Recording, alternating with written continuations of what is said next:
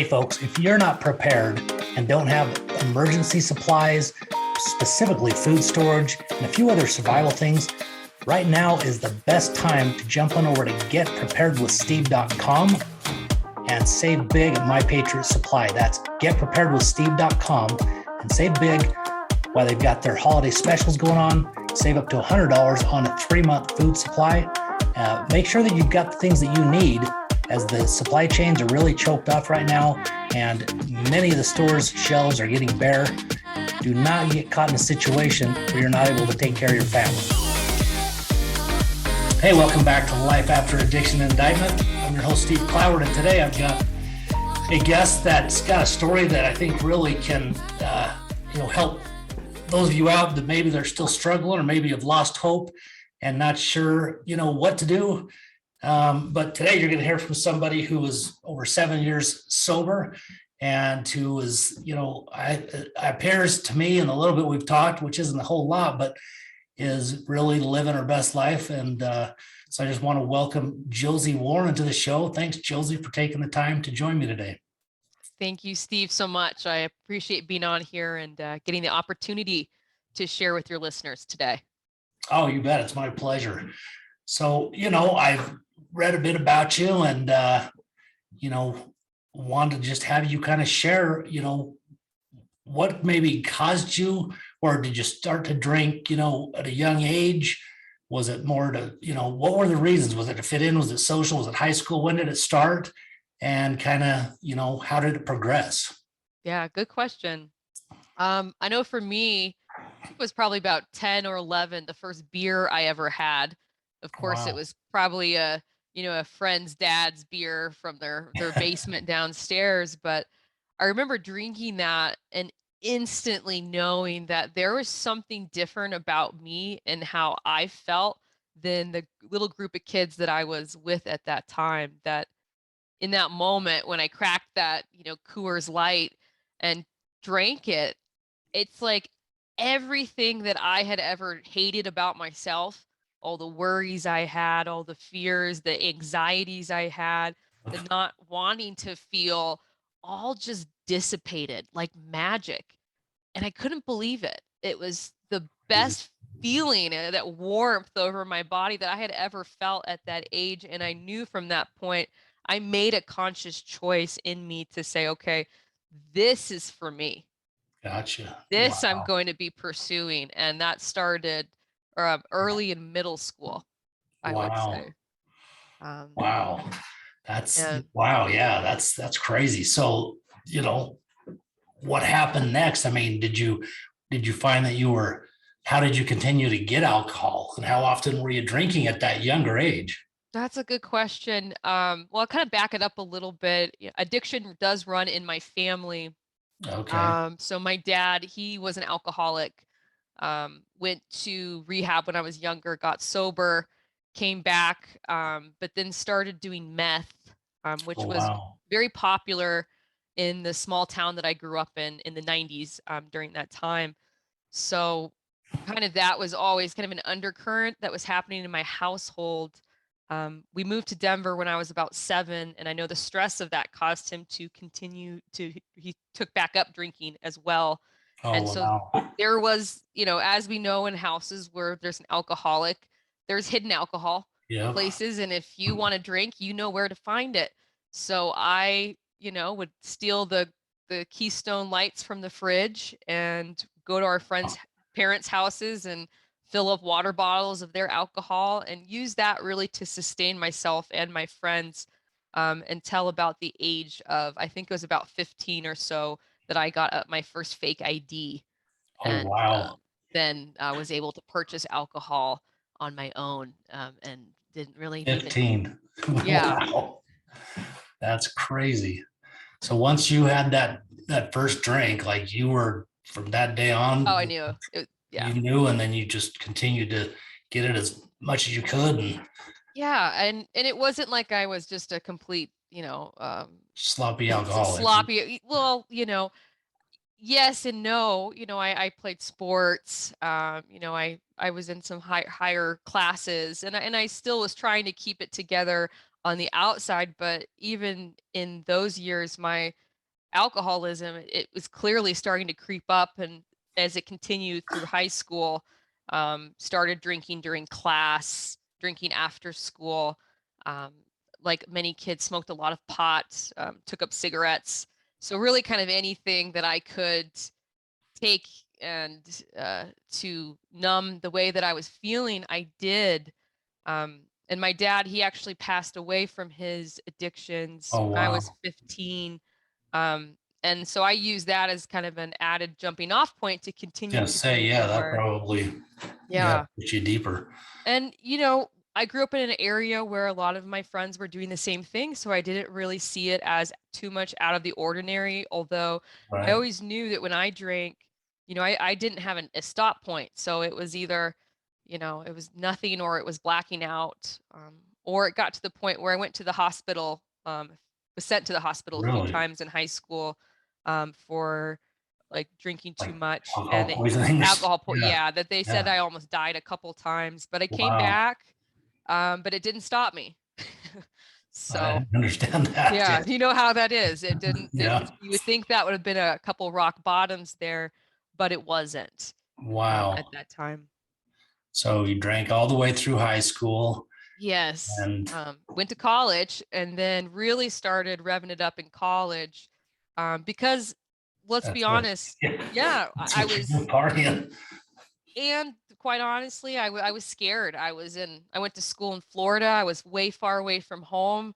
I didn't know Oh, who I yeah. was, didn't know what I wanted to do with my life. And so alcohol, which had always been that safety blanket my whole life, it became my best friend. And I was the person that was drinking in class, drinking every night, was getting alcohol rashes and, Really? things that were very clear that Wow. I had quite a problem with alcohol, was doing a lot of drinking and driving, and eventually ended my first semester with a DUI. Oh, Um, really? and Wow. I spent the night in jail. I thought should have scared me straight, but it Right. didn't. And it happened. My mom ended up having to just give me an ultimatum and said, either you stop drinking or I'm going to take you out of school and send you to rehab. Um, Wow. and so that kicked off my first experience with sobriety Had at anybody tried age to 19. like intervene or, prior to that, did anyone or friends ever say, hey, Josie, man, you're kind of, I don't know if you're seeing this, but you got a problem. Did you have any of that? Or not that that would have changed anything? Cause I know, Yeah. we're ready to see it. It's hopeless. I think all my friends were heavy drinkers as well growing up, but they Uh-huh. would comment on like, you just take it way too far. Like we drink this much, you drink that much. Like they knew and they would tell me from time to time, but for the most part, I happened to find my crew of people, my crowd of Yeah. people who were using, whether that was opiates, pills, alcohol, the same kind of level that I was, so that I could make it look like that I was fine and didn't have a problem. Right. Uh, and my mom, bless her heart, but she just didn't really know what to do with me. And Yeah. I lied my way out of a lot of different Oh, things. we become phenomenal liars. Yeah, I mean, just always sneaking around. Manipulators. Yeah. Yeah. So, Well, yeah. yeah, that's crazy. Well, you said something earlier that I want to kind of ask you about and get your Mhm. kind of opinion on it, because I've got mine, because I think a lot of people are abusing things, Yes. that alter their mental state for the reasons that you were. I mean, do you feel that way too? Because I mean, that's what happened to me, Yes. as well. And because, we want to fit in, we have insecurities, we have anxiety, we, maybe lack the confidence, and that's liquid courage, or my case, the Yes. opiates did that for me, Yeah. made me more outgoing, you know, social anxieties, whatever. I mean, Yes. because, really, you can't really beat addiction or alcoholism, long term, at least, this is my belief, without finding out what is the underlying reason that I'm doing this and then deal with that. Yes. Is that kind of what, your experience has been? I mean, I'm just looking for your opinion, nothing right or wrong, obviously. Yeah. It's No, it's just, great. That's what it seems like to me, you know, as I've kind of looked at different people and gone through everything. And Well, I know for me, I mean, it was very clear to me that I had pain inside of me that way predated my drinking. That was the driving force for me to use. yeah, That was the driving force for my addiction. It was the thing that I needed to go be quiet. The thing that I needed to go away was that pain, that yep, dislike of myself, that insecurity of not really knowing how to do life, yep, feeling like I was ill prepared and ill equipped to handle the very life that I felt everybody else seemed to know how to do. And I can say very confidently after, I have a history of working in the recovery world.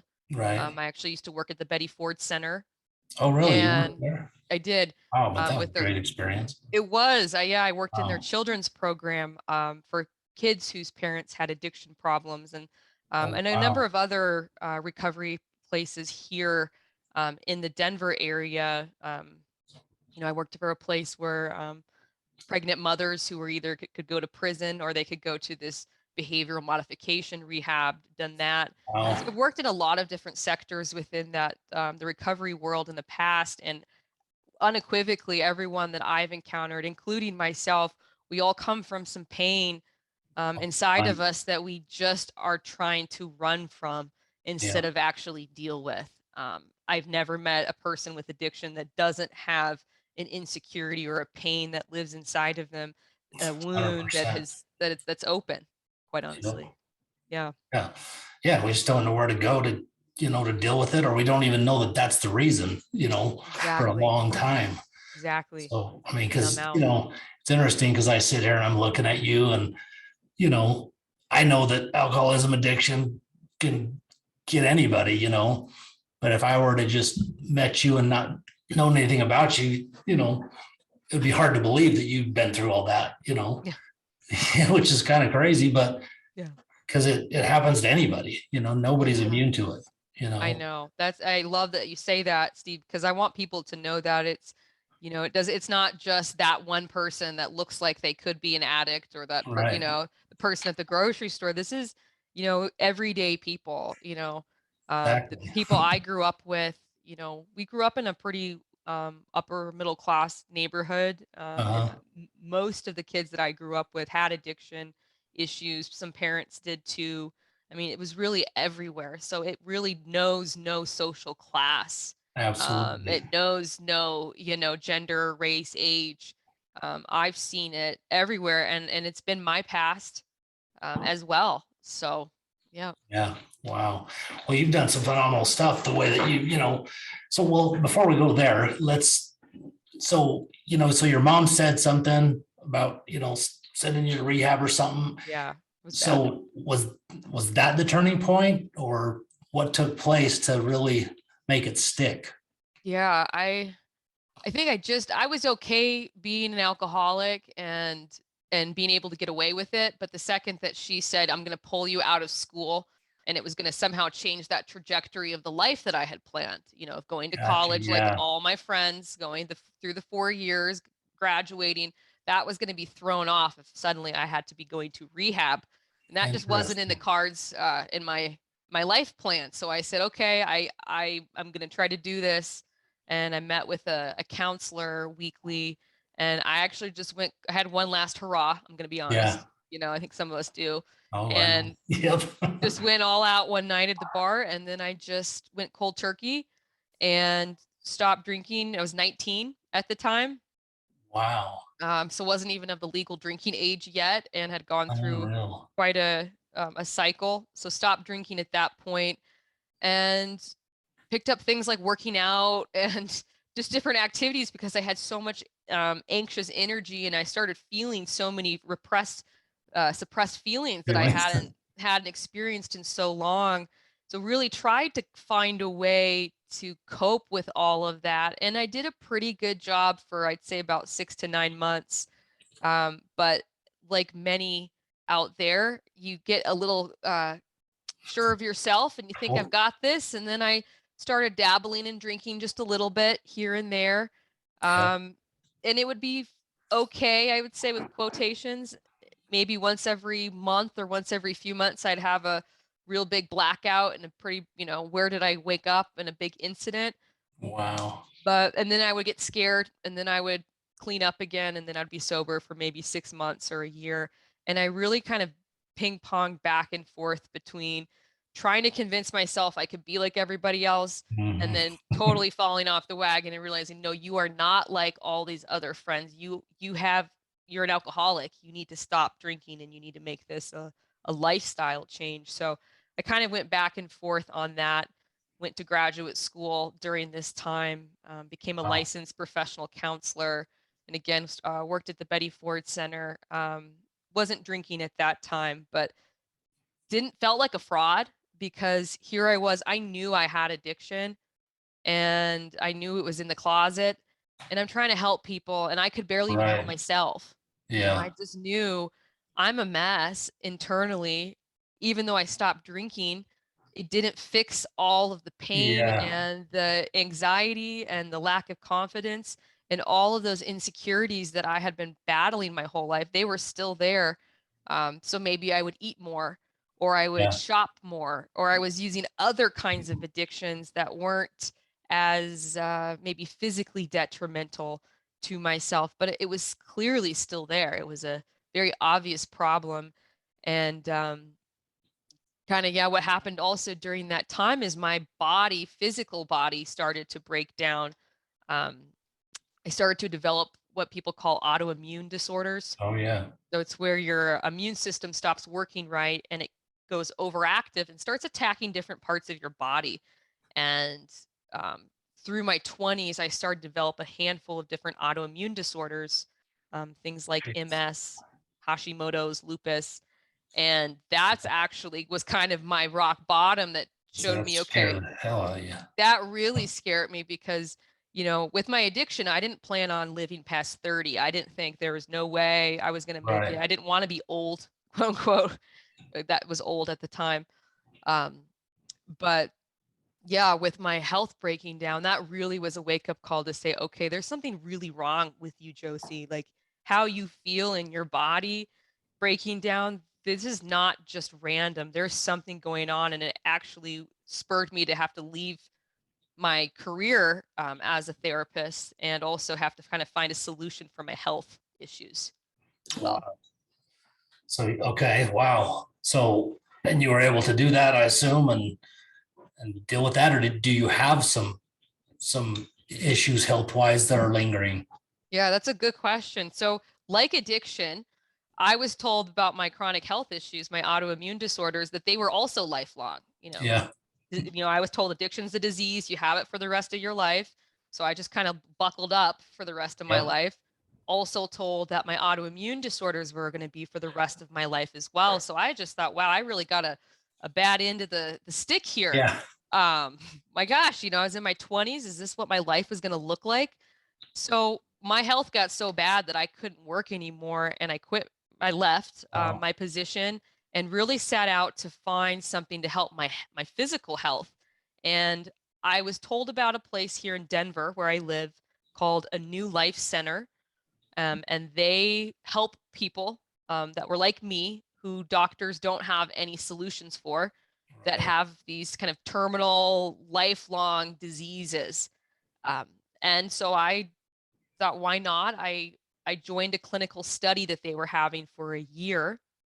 And what I learned was a new way of handling my life and handling stress, and realizing that I'm in control of how I feel. And all of these things, even in my graduate psychology courses, I had not learned. It was groundbreaking to me.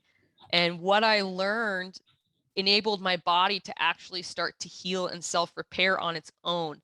And within a few months, all of these disorders that doctors had no explanation for started to kind of, I'd almost say magically go away. And it was a profound, life-changing experience. I thought I was dying, and all of a sudden I was getting my life back. And I loved what I was learning, so I kept using the tools. And within about 4 or 5 months, I started to notice that craving that I had for alcohol, that need for more and more of everything, started to dissipating. dissipate and go away. And I couldn't believe it. I thought this has to be like, I have to be in my head. There's no way. But it was true.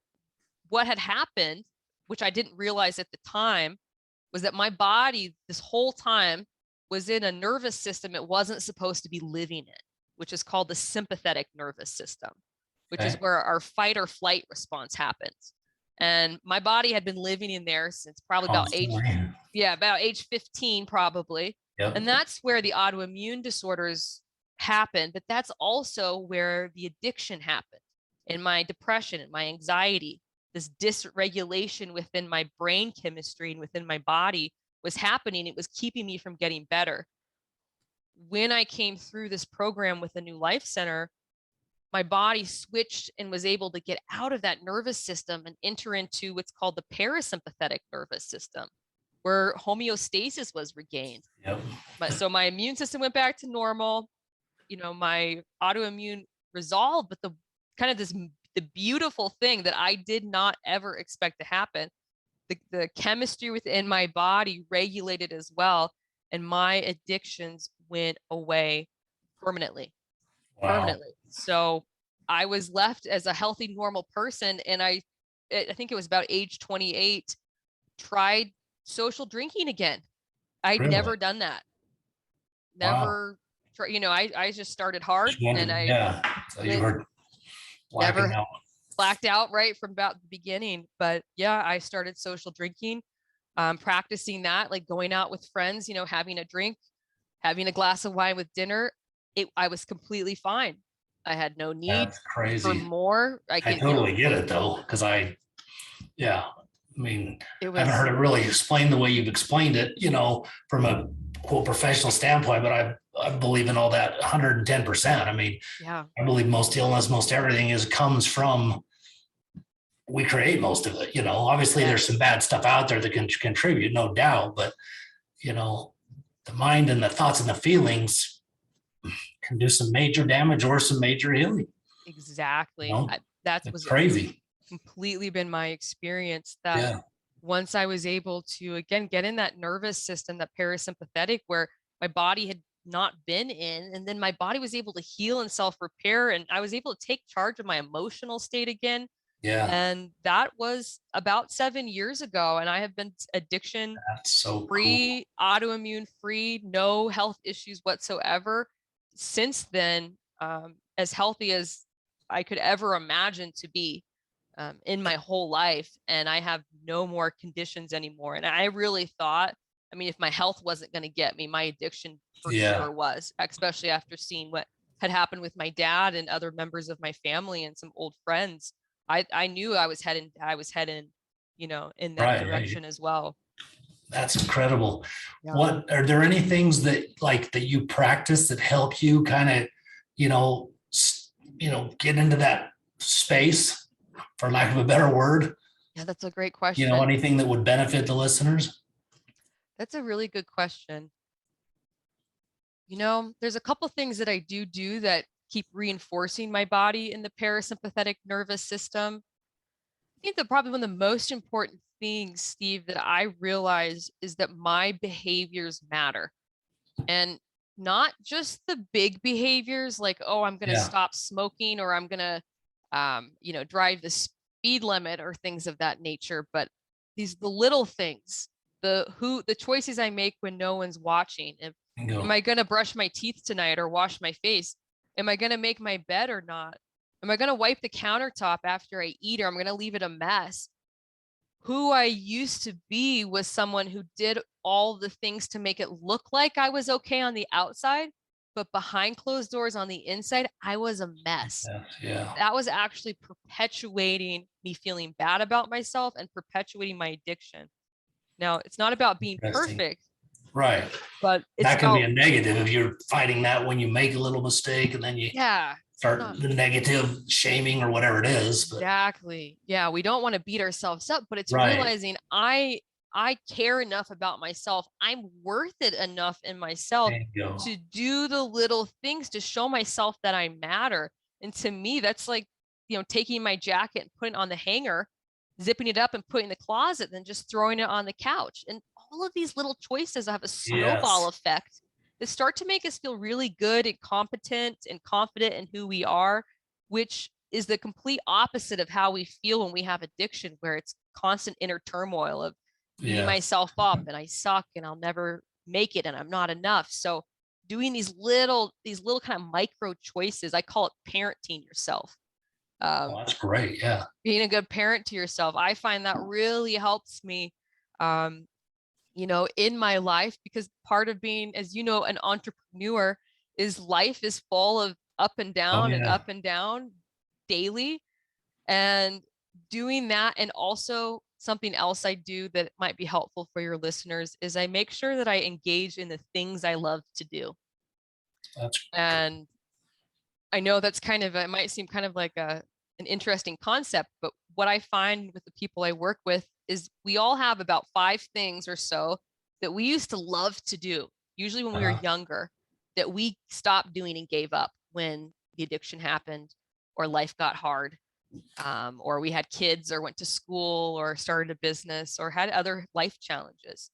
And getting back to those things and doing them is like fills up our gas tank or fills up our cup. So I have the capacity and the wherewithal to handle the stressors of life.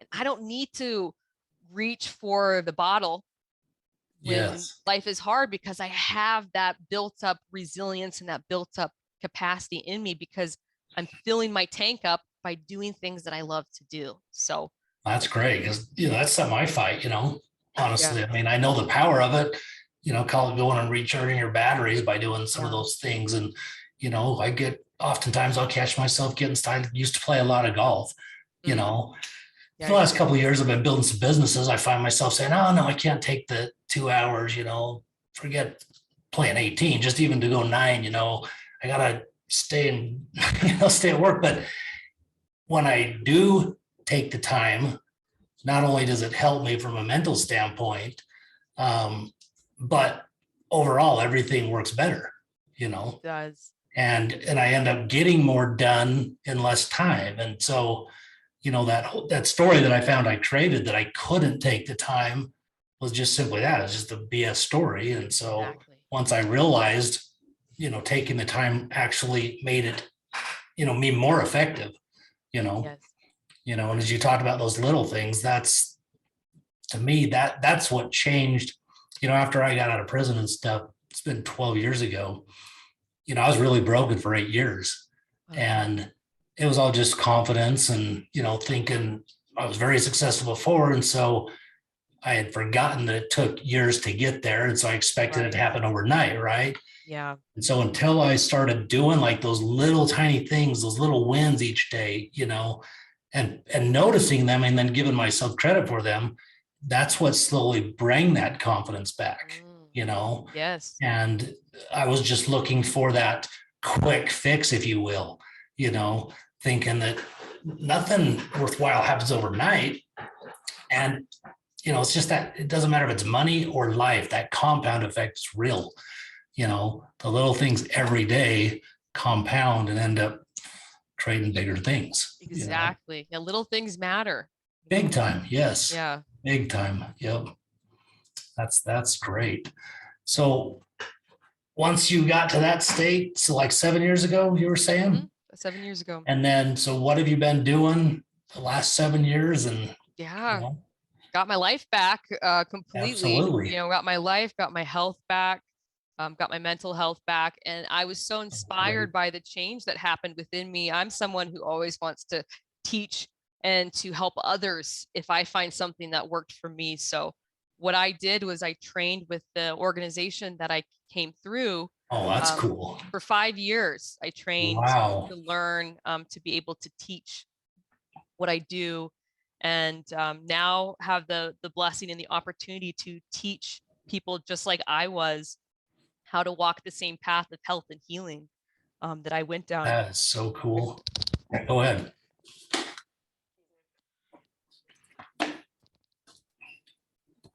Caught there. No problem. Yeah, so I focus on usually work with people with autoimmune disorders. such as Hashimoto's, uh, Jeez. MS, lupus, chronic pain, things of that nature. But I also have worked with people like myself who have had addiction, and can help them to the other side of that as well. That's so amazing. And so it's a very, feel very blessed. I know I survived and I made it out to do this. I believe that 100%. Without a doubt. Yeah. Yeah, my hair's standing up, so it must be true, because I mean, just going through some of the stuff I did early on, and then gone through other programs, it's like when I've had people, that were working with me that have never been in my shoes, right? It's night and day compared to those who have. It just doesn't work. It can't just be a textbook situation that they learn, because they just don't get it still, no matter how much they try. It's so much more powerful when someone like you that has been through it. And, like I say, sounds like to me, it's no doubt your calling in life. And that's, there's nothing more fulfilling than helping people out, truly seeing them make that change.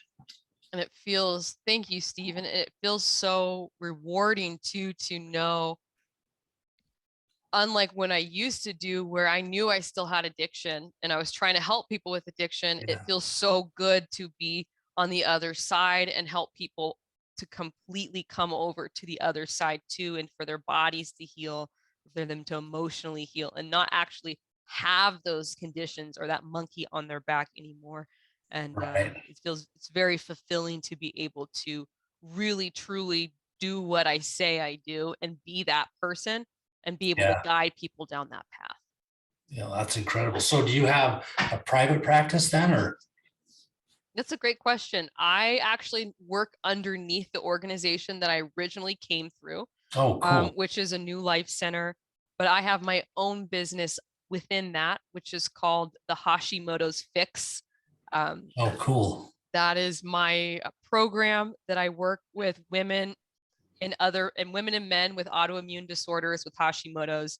And then I also have a chronic symptom resolution program for people with emotional issues, chronic pain, brain fog, fatigue, things of that nature.